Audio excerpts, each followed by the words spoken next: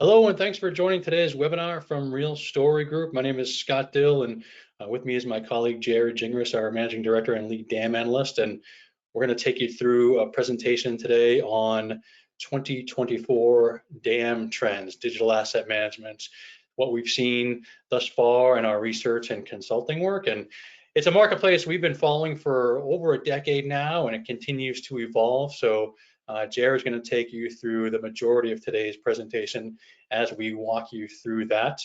As always, the slides will be available within the next couple of days, and for our subscribers on the line, you'll be able to access a recording of today's presentation in your subscriber library later this week.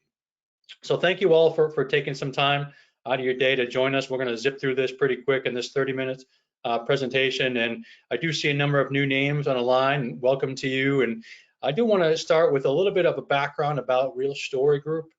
We are focused entirely on the MarTech space, right? So we're an analyst firm that covers the vendors you see here on our famous or perhaps infamous subway map. Today, we're going to focus on the purple line, which is digital asset management.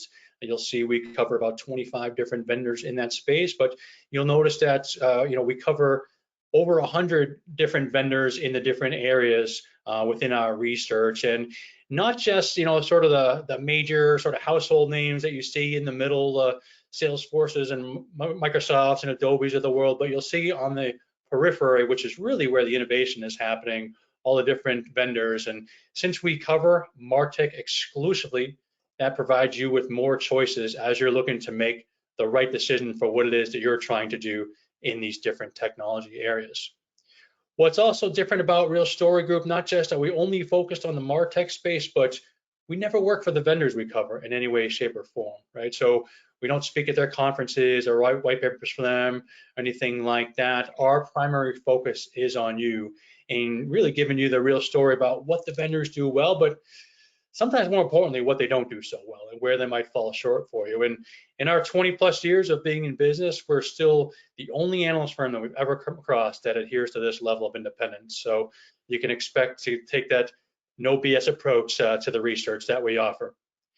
Speaking of which, you can subscribe to our research in a few different ways. So if you're looking at just the DAM space, hey, we're looking to procure a new DAM solution and get some self-service access to our research and the decision support tools, that's something you can do. Even get some direct access to Jared through some advisory time. So if that's of interest, that's one option for you. Another option, if you're thinking more holistically about your MarTech stack and how all these pieces fit together, you can take a look at our omni-channel stack advisory option, where you'd actually have access to all of the research we cover, along with a larger bucket of advisory hours with Jared and the rest of our analyst team. And you also have the option to join our Stack Leadership Council, which we formed 5 years ago. It's MarTech stack and operations decision makers that gets together 4 or 5 times per year, either in person or online, to share ideas on a number of different topics. And actually tomorrow we'll be having a loyalty and rewards roundtable for the Stack Leadership Council. So if any of those are of interest to you, you're welcome to reach out to us after today's presentation, and we can share more details with you. But with that, I'm going to turn things over to Jared to take you through today's session. Jared? Thanks, Scott, and thanks everyone for taking a few minutes. We always appreciate your time. Yeah, as Scott mentioned, we've been following the digital asset marketplace for many years now, and we're constantly following the various vendors that you saw on that map and a bunch of others, because we need to evaluate when it's the right time to add a vendor to our coverage or not. So we have this pretty large sphere of that we're constantly watching across the marketplace, and that includes digital asset management. And so in the course of that research that we do throughout the year, trends start to emerge. And I have a little notepad here on my desk that as I start to see certain things, I take some notes. And once a year we have this kind of state of the union where we get together, and I can boil it down to today. I'm going to have my top 6 trends that I've been seeing recently, and we'll take you through what those are, and hopefully that gets you all thinking and starts a conversation within your organization, or as Scott mentioned, if you want to continue that conversation with us, we're happy to have it. So without further ado, let's jump right into the trends of 2024.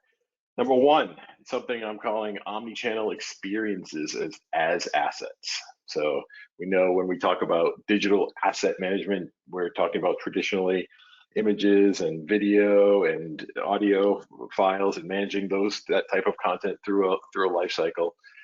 But today's marketer is not just concerned with little asset components. Today's marketer, regardless if you're working on the web channel or on the email channel, on the social channel, whether you're providing content to your sales or customer care team, your main goal is to build an experience. And because ultimately we're trying to create delightful, inspiring experiences at every single touch point with our constituents. And so when we like to break this down, we like to think about what are the building blocks of experiences? Well, it's content and information, it's data, and it's decisions. And those are the building blocks to create experiences that we need to give to our marketing colleagues so that they can create appropriate experiences for the channel and for the person they're trying to reach. This is a slight difference than maybe traditionally, like I mentioned earlier. Digital asset management has traditionally focused on a very small subset here, but I want everyone to start to think bigger. And this is a trend that we've been watching for many years now, and it keeps growing. It's this bit of a snowball effect, and people are starting to think bigger in terms of what should I be managing as assets? And ultimately, we're finding that people are saying we need to manage discrete experiences, and that might be text or copy, that might be offers or promos or ads or even micro experiences in and of themselves. It could be a bunch of variants that exist, or it could be even a combination of these things, which is content with embedded data elements as part of that. And so our clients, when they're looking to the marketplace to solve the asset management challenge, they're actually solving an experience management challenge.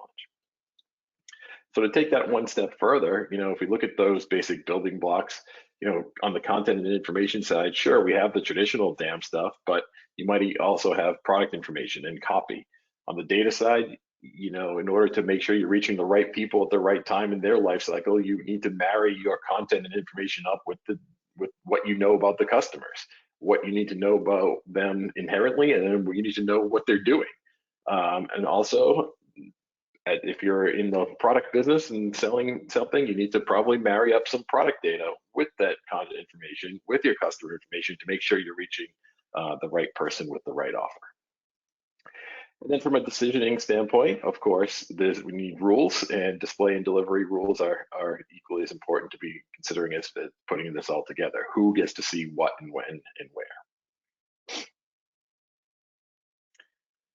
Some of you who have been clients for a long time, you've heard me talk about this phases of digital asset management. And we use this construct 1.0, 2.0, 3.0, 4.0.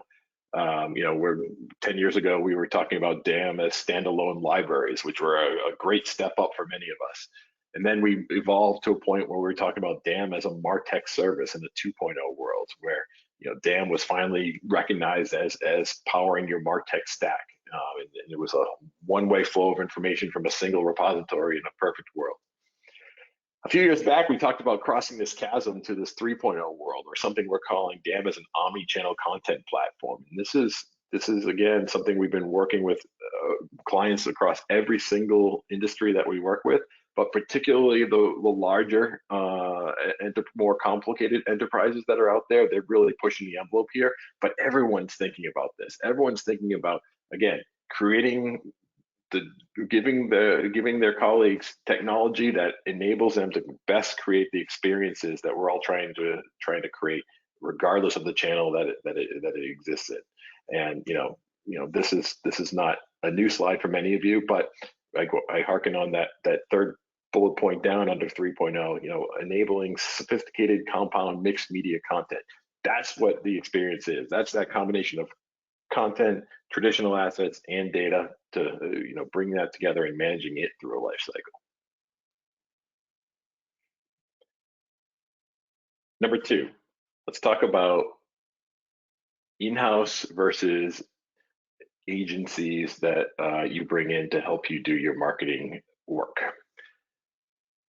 I'm sure some of you have been in this industry a long time, like I have, and over the last several decades, I've certainly seen the pendulum of what happens in-house and what happens outside of your company through agency partners swing back and forth, back and forth. And sometimes outsourcing is really hot, sometimes insourcing is really hot.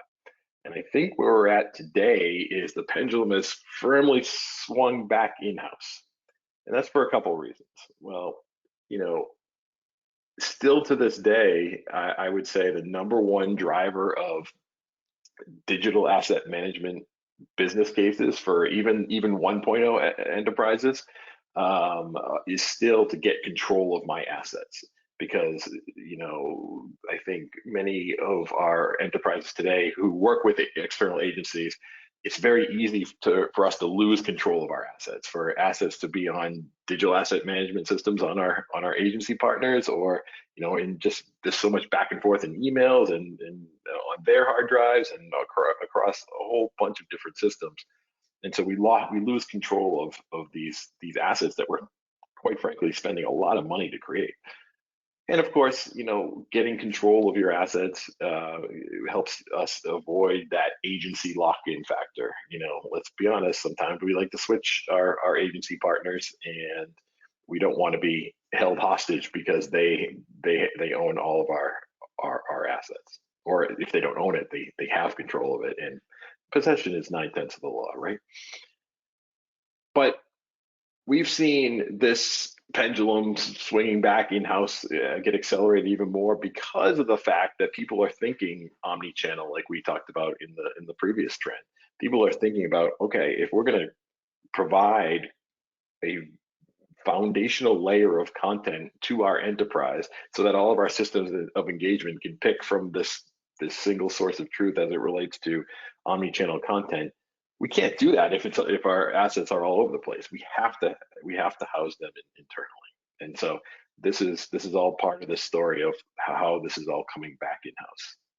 Now, I'm not saying that we're not going to work with internal agencies, but with external agencies, but I'm saying that there's definitely a trend to establish some more concrete in-house capabilities as it relates to asset management. Trend number three is absolutely an extension of that number one and number two as well. Some of these definitely build on each other, but I've noticed this really momentous push in recent days on a renewed focus on what happens before assets get into a dam, that upstream creative technology. And so we've been asked by a number of our clients to do some research in this area because it's a bit of the Wild West in many ways, and our clients are coming to us and say, hey, can you just put some structure to this so we can make some sense of the pieces of what is creative technology, what are the tools we should be giving to our designers and content and writers and other content creators and videographers so that they have the tools that they need to best create content in the most efficient ways, and then we can think about where the dam fits in all of this. And so this is a very simplistic view of this, what I'm calling how creative technology powers this content supply chain. And very simply, there's an ideation and design phase, there's an automation phase, which we'll talk about in a few minutes. There's the dam piece, the storage and management piece, and then there's a delivery. And then on top of that, there's a whole slew of operations technologies, right? Everything from planning to workflow and management at its highest level to more tactical things like task management and collaboration and approval processes and people management and time tracking in order to provide some sense of the ROI at what it's costing us to create all of this content. So this is a very simplistic view where, like I said, this is just skimming the surface of some of the work that we've been doing for some of our clients and trying to make sense of the marketplace and assess which vendors are best suited for which pieces of this puzzle. The one caveat that I will reveal at this point in time is there's a number of vendors, or a growing number of vendors, I'll call it, that are saying we can be your entire content supply chain. We can check all the boxes here. And they're not necessarily lying, but there are certainly trade-offs. Like any suite of technologies, they're not going to be good at every piece equally, right? There are some vendors who are good at the ideation and design piece, but let's be honest, they're terrible dams, and vice versa. So that's something to be aware of if you're in the market for solving this entire puzzle. Please be careful to assess your vendor options at each of these criteria.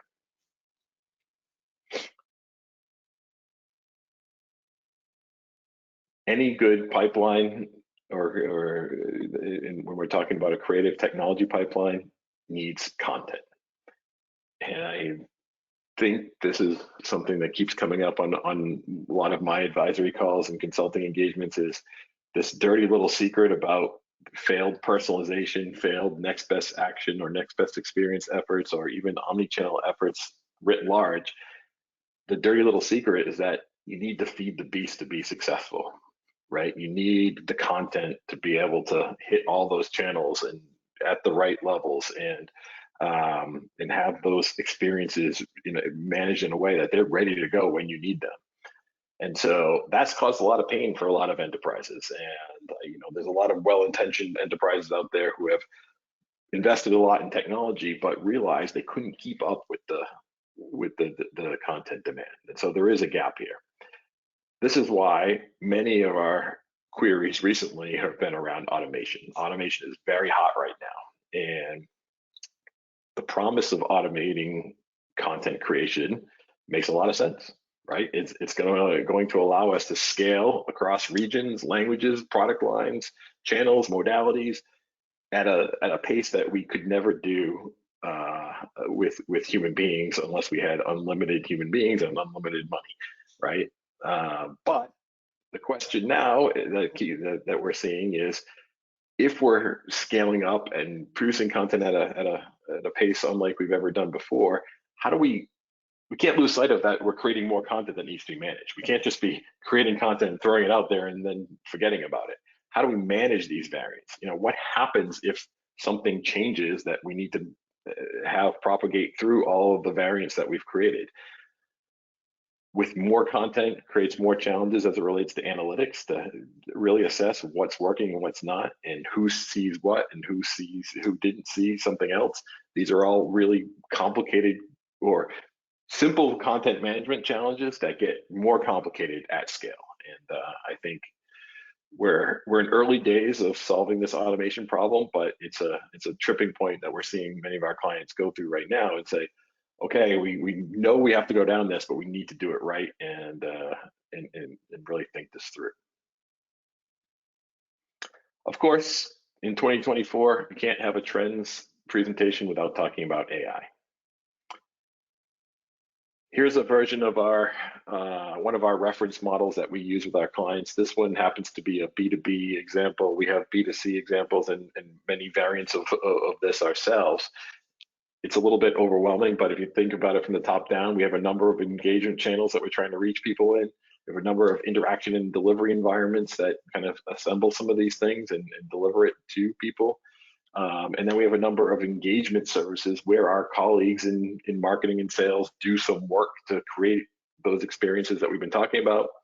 And then to harken back to trend number one, we have our foundational services: content, information, data, and decisioning. So if we do it right, these are the building blocks we provided to our colleagues.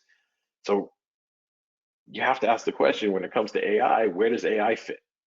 Well, in many cases, it's everywhere. You can't see a demo from any vendor today without hearing their AI feature capabilities. And it's demos really well, and it's really cool looking in most cases, and it really challenges us to think differently. But it's also creating a challenge for many people. And we boil the biggest challenge down to asking, every vendor might be selling AI as a feature to their product, but should it be a feature, or should AI be a platform in our enterprises? Just like we're thinking about content and information, data and decisioning as foundational elements, should we be thinking of AI as a foundational element? And I'd argue at this point, maybe we should. I know there's a lot of experimentation happening, but we're already seeing hints of some mistakes happen because there's multiple models at play within these different systems, multiple services, multiple vendors, multiple licenses agreements about who can do what with what content, and that's going to cause some challenges. And if you have a bunch of different competing models, you're going to have competing experiences, which is what we're trying to avoid.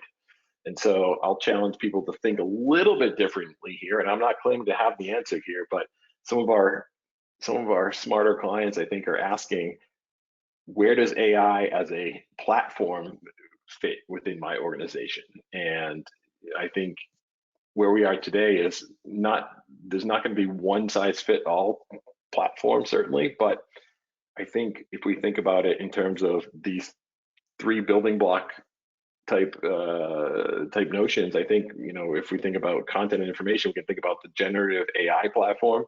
From a data perspective, we can think about insights AI platform, and decisioning, we can have a decisioning AI platform, or at least some common rules and parameters to put forth to really offer this as a service to our colleagues who are want to leverage the power of this exciting technology in a really responsible way.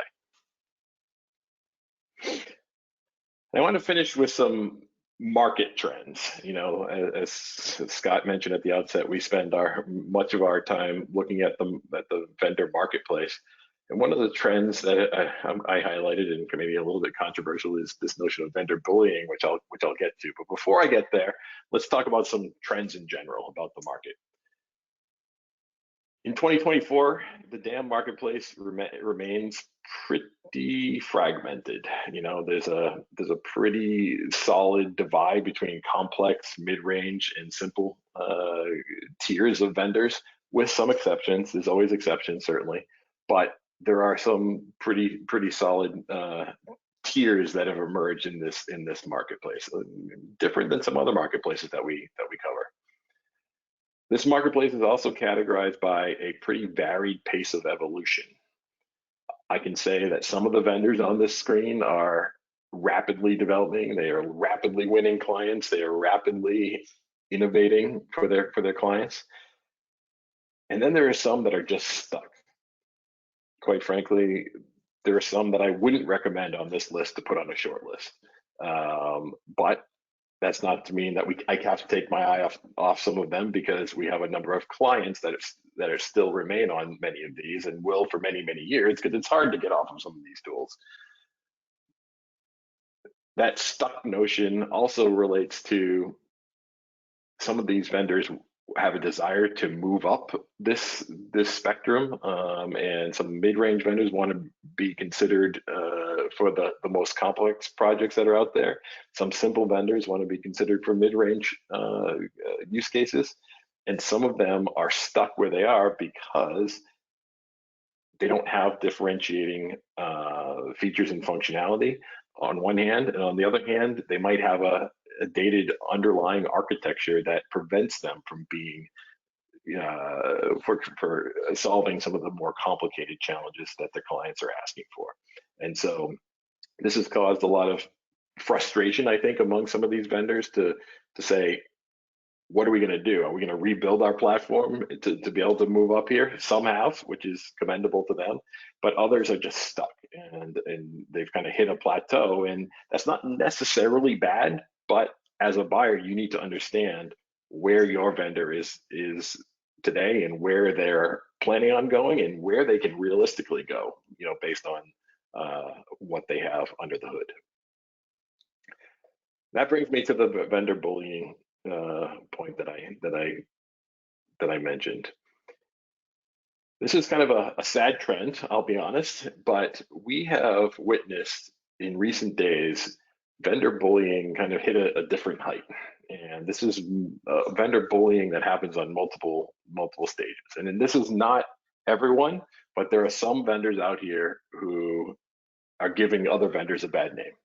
And there's this really pretty bad trend of some vendors, once they have hegemony within your organization, they've put their tentacles in place and know that you've invested so much time and effort to do an implementation, do your integrations, really put your content in their system, and your content has your models that are very difficult to create over time have matured within these systems.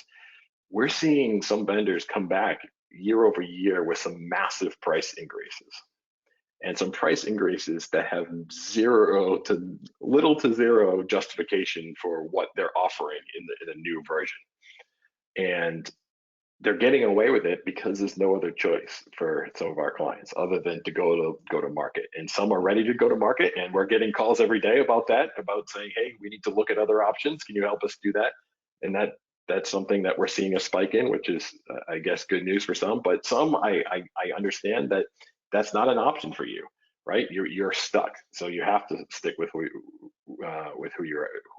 you have in as an incumbent vendor, and ultimately you're going to have to do your best in negotiating those and pushing back. But sometimes we're seeing clients just having to pay more and more fees for not a lot, if any, new functionality, and that's really frustrating to see.